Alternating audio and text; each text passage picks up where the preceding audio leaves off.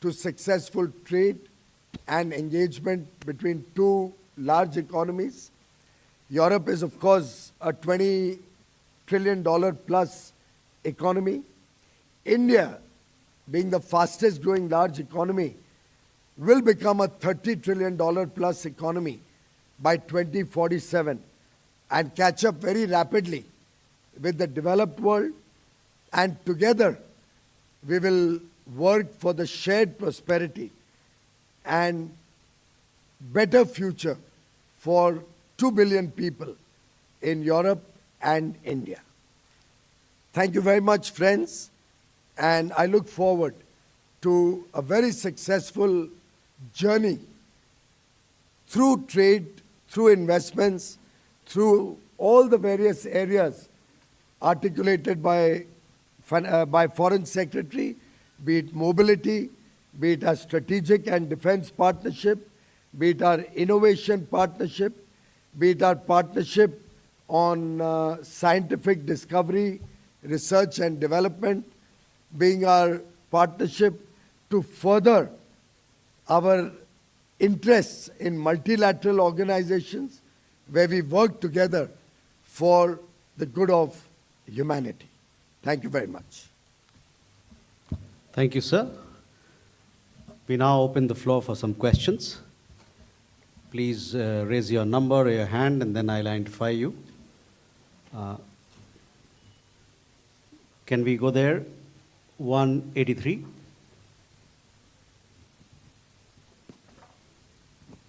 Hi, sir. My name is Siddhant Sibal from WION. To the Minister, sir, how do you see this FTA being implemented? Any timeline, because it has to go through a legal scrubbing through the Parliament as well? And do you think that the signing of the FTA, whenever it happens, will give impetus to other FTAs, including the US FTA? To the Foreign Secretary, sir, it is on the IMEC, how much the conversation was. And to the Commerce Secretary, sir, my question is, was CBAM part of it or is it excluded? Well, I think every agreement stands on its own legs, and this is a wonderful agreement. It will be taken up for legal scrubbing on a fast-track basis, as we discussed today, and translated into 24 languages simultaneously. We do hope that we should be able to celebrate the entry into force of this agreement within calendar 2026 itself. I think on connectivity, on IMEC you mentioned, as you know, connectivity is a very important thread in the agenda between India and the EU. And indeed, it was on the agenda today. There was a discussion about it. And there was consensus on the fact that the IMEC initiative is one that should be taken forward. And we should now graduate from the working level meetings that have taken place to higher level meetings, culminating in a summit of the IMEC member countries. So between Europe and India, we are united on this, and we will take this forward with the other collaborators within IMEC. Can we have a question there? So my question on CBAM. Thanks. On CBAM, as you are aware, CBAM is a horizontal regulation which is applicable to all partner countries across the globe. Under FTA also, there are certain provisions that we have agreed under CBAM. One, a technical dialogue has been agreed to be set up, which will address the pathway for our industries to access the market in spite of the CBAM regulation being there. We'll be working together to see that the verifiers for CBAM in India are also accredited by the use agencies so that our industry are able to access them. We'll also be working together to see and understand the technical processes through which this carbon CBAM measurement will be done in both the economies. And three, we also will provide, this group will also provide that in whatever Indian carbon trading system comes into future, that will be also accounted for and plugged into their CBAM regulation to see that the industry, which is part of the trading ecosystem, carbon trading pricing ecosystem in India, is accounted for. Their payments here or their carbon costs here are accounted for as part of the CBAM. Further, to our larger comfort, they have given this commitment that in case they are able to bring in any flexibility under CBAM for any partner country across the world, that will automatically flow out to India also. So we do have a forward MFN commitment under that. Thank you. We'll go for a question there. 24, please. Thank you very much, Maria Tadeo for Euronews. Minister, you have signed this deal now, and both sides agree, which is rare these days, that this is a win-win situation for both. I was wondering, however, India and the European Union share the fact that both countries were really hit by tariffs, both the European Union and now India to 50% from the Trump administration. So I wonder how much of a unifier beyond a win-win was the US president? I don't think we even discussed this at any point of time. Okay, 127 here.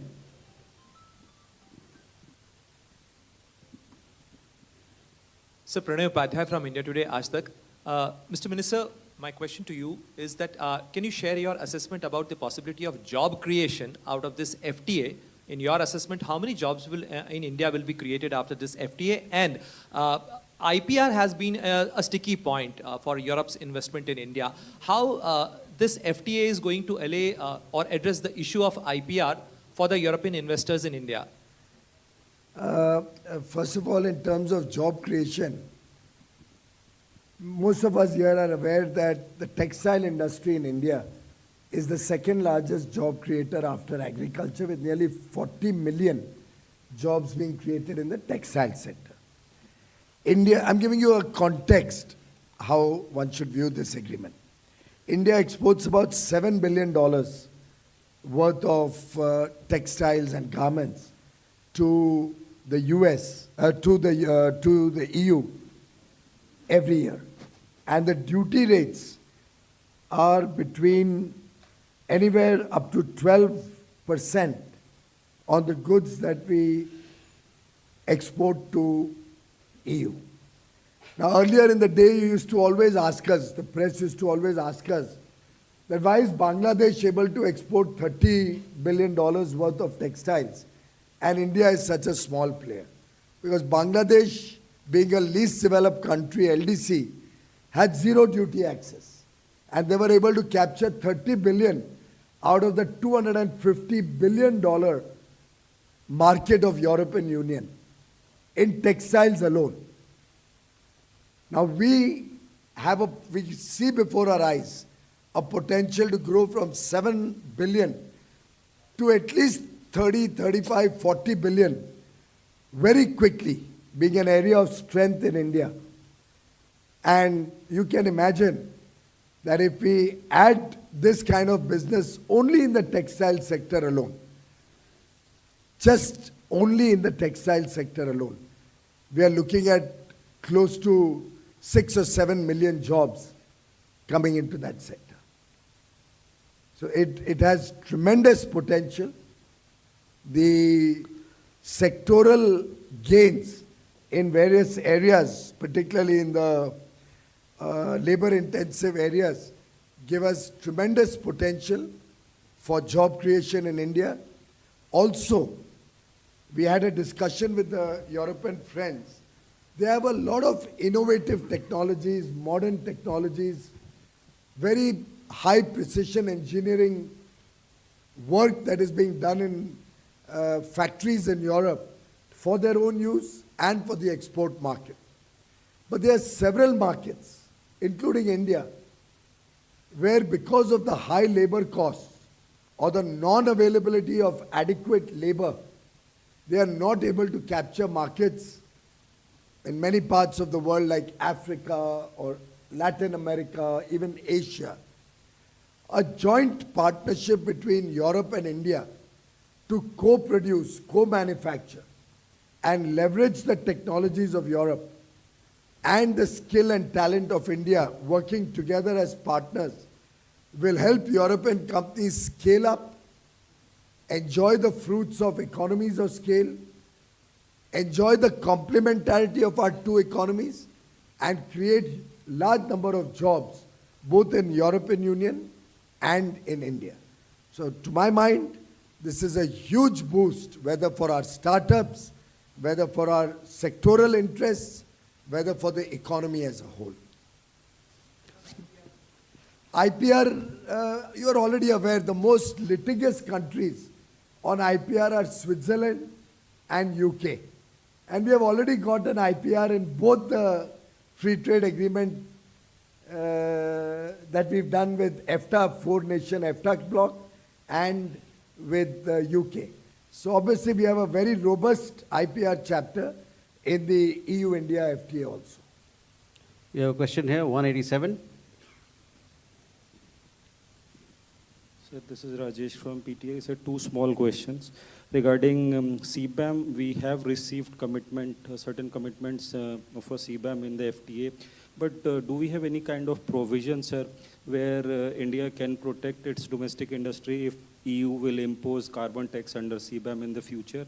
And second question is, can we share some caps, like what kind of visa caps or visa numbers EU has committed under the FTA for students and IT professionals? He's already responded on CBAM. As far as students are concerned, they are very keen in European Union to encourage Indian students in greater measure. We have 121,000 students, 121,000 students from India already studying in EU. And there's no cap on the number of students. They would like to welcome our students to come and study in the EU, just as we would like to welcome European universities to come and set up campuses in India.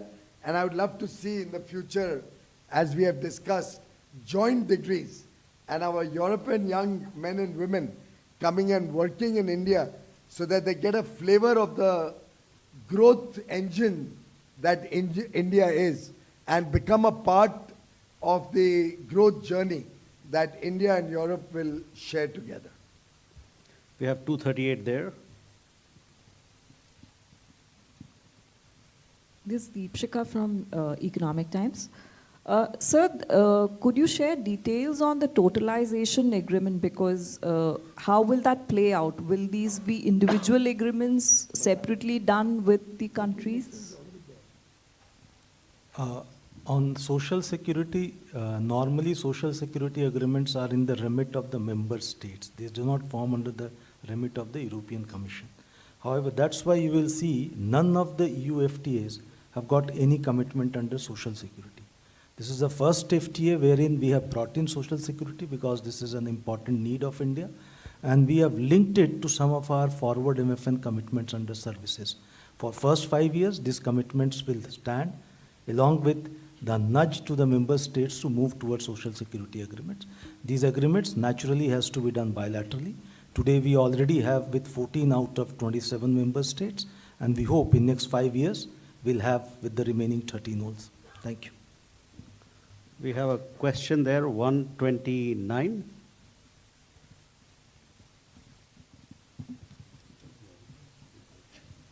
So, thank you. Keshav Padmanabhan from The Print, and my question is to the Foreign Secretary. So, can you tell us or give us more details on the security and defense partnership with Indian companies now have the right to access the SAFE funding, which is roughly 150 billion euro funding that the EU announced last year for procurement?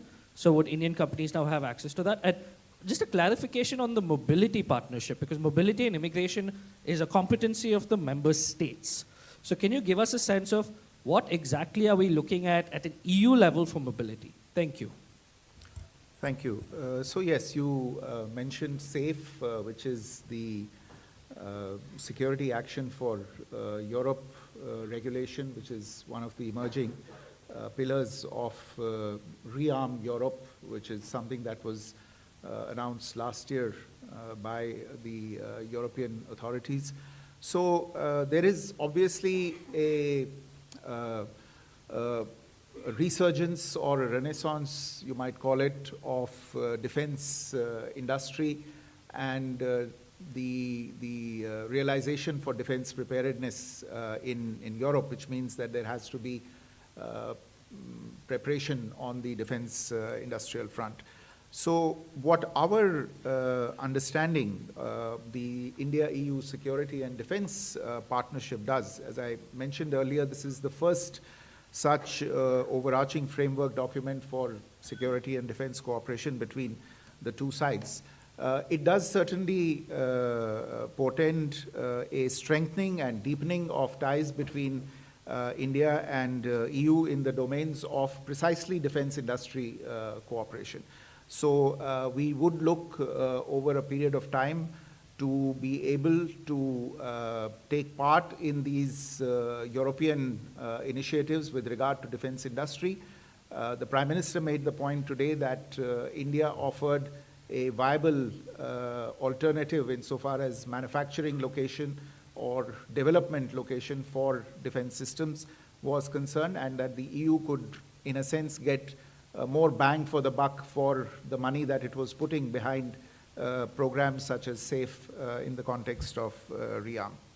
But more than that, more than defense industry cooperation, the partnership also expands our cooperation into areas such as maritime security, into cyber, into space awareness, space situational awareness, space security itself, and very importantly for both sides into counterterrorism. And all of these will entail increased engagements between two sides, increased engagements between the defense industries of the two sides. The Society of Indian Defense Manufacturers very recently undertook a very successful visit to Brussels to meet with their counterparts. So I think, thereby exploring opportunities for them to benefit from these various initiatives that are underway. As I mentioned, today we've also announced the launch of negotiations on an information security agreement that will be a complement to this. And once an information security agreement comes into place, as you can imagine, the ground is prepared for more sensitive cooperation in the field of defense going forward. And on the comprehensive framework for cooperation on mobility, yes, you're right. Mobility is a member state competence. It's not an EU competence. But what this MOU would do is that it would, in a sense, provide guidance and it would facilitate authorization of things like long stay visas and residence permits for Indian nationals for the purpose of studies that Indian students might want to make for at least 1 year or for the duration of the studies where this is shorter. So it's for that period and shorter where this framework would come into place. If there are longer frameworks, then of course they go back to individual member state competencies. The same goes for research or for other types of hosting agreements. So there are areas where applicable EU member state national laws will apply, and there are areas where this agreement will facilitate shorter term programs. Mm-hmm. You have a question there, 214. Thank you. Andres Kipani, Financial Times. I had the same question as my colleague from Politico here. Building on what Commerce Secretary Agrawal said about CBAM, was Indian still a big win for India in this trade deal? The European Union has come in with a new set of proposals on steel, and we have agreed in good faith to work together towards a very preferential treatment as a free trade agreement partner, so that India gets a better deal than most other countries with whom the EU does not have an FTA. And I do believe that it will be resolved satisfactorily over a period of time, since it has to go through the motions over the next 6 or 8 months. We have a question, number 17. One last question. No, it was the same question as my colleague from FT. Okay, number 9. Yeah, please. Also already answered before, so I'll... Okay, then I'll come to number 2. Okay, thank you. I'm lucky. Okay, Mattia Bagnoli answered the National Italian News Agency. I have a question on the defense partnership as well. You said that this partnership open up the opportunity for scaling up cooperation with Europe on that sense. But are you ready then to scale back or scale down, so to speak, your cooperation with Russia in defense? Are these two things going sort of on track, on par, or are two completely separate things? And secondly, President Costa mentioned at his presser that you also spoke about Ukraine, and I would like to know on your view on this. Was also that part of the conversation when we talk about defense and security? Thank you. So on the defense, security and defense partnership, as you're aware, any agreement is entered into between two sides when both sides see mutual benefit in it. And there are mutual benefits in this agreement. There is mutual interest in this agreement, and there are advantages that both sides see by entering into this agreement, and that's why this agreement has been entered into today. The issue about India's relationship with Russia is something on which we have spoken publicly on several occasions. There is a historical context for that. I don't think we have the time today to dilate on that. But these are two things that stand on their own and that go forward on their own. Insofar as Ukraine is concerned, yes, it was discussed between the leaders today. The European leaders shared their perspective, their concerns with regard to the ongoing conflict. And Prime Minister indicated to them that he had been in very close contact with leaders from both countries, from Russia as well as from Ukraine. We in India have always made our point of view very clear on this. We favor a negotiated solution between the parties most closely concerned with this conflict. The Prime Minister himself has played a role in this by advocating this to both leaders every time that he has met them. He has publicly stated that India is ready to do whatever is needed to be done in order to support the outcomes from such a negotiated solution, and that we are interested in seeing the earliest possible cessation of this conflict that has been going on for nearly 4 years now. So these are the main points of the discussion on Ukraine. Thank you, sir. With that, ladies and gentlemen, we come to the close of this press conference. Thank you.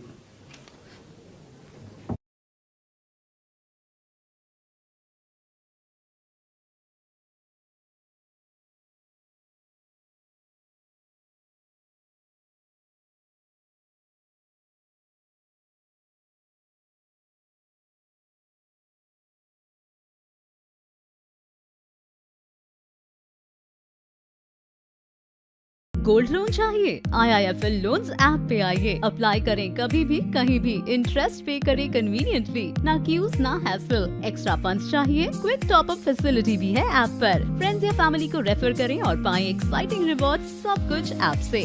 IIFL finance, सपना आपका, gold loan हमारा। Apply now.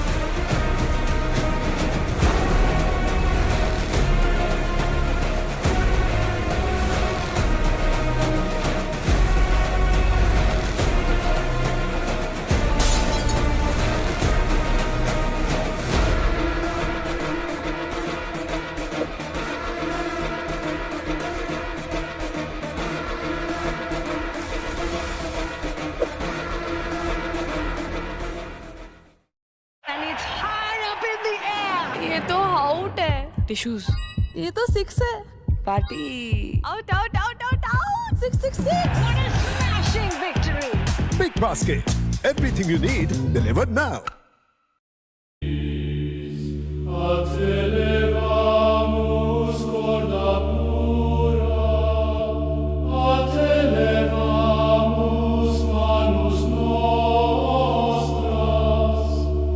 Intes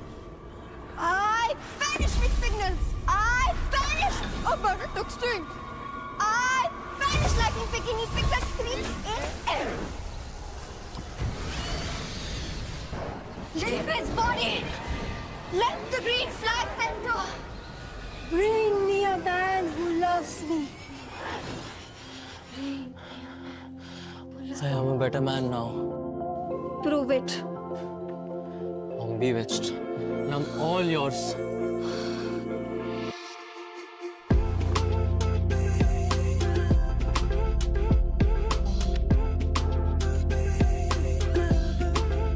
All green flags gift Jiva.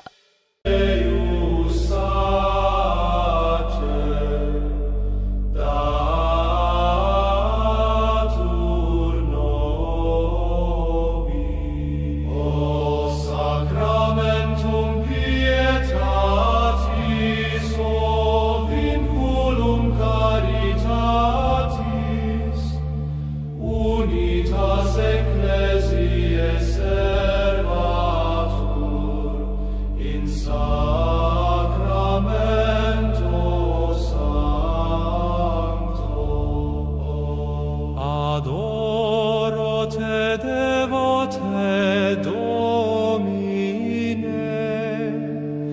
in altari presente, conforta cor meum, et dona pace.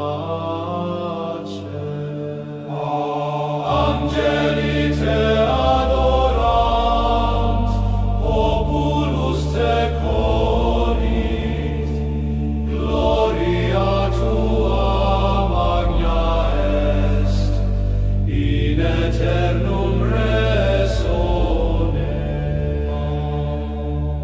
O mysterium divinum, o amor ineffabilis,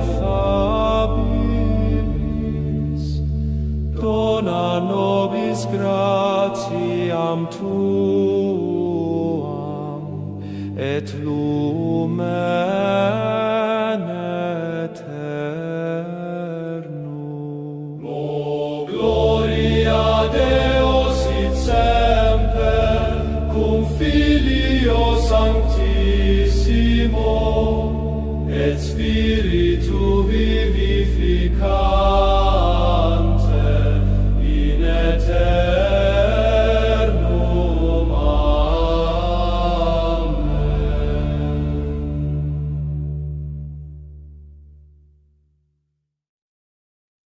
Pax Domini sit semper, in corribus fidelium, lux pacis diffundatur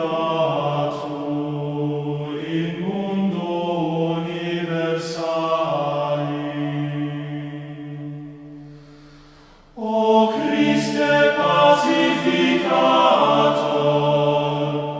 mite spiritum tuum, extingue bella terrarum, da concordiam gentibus.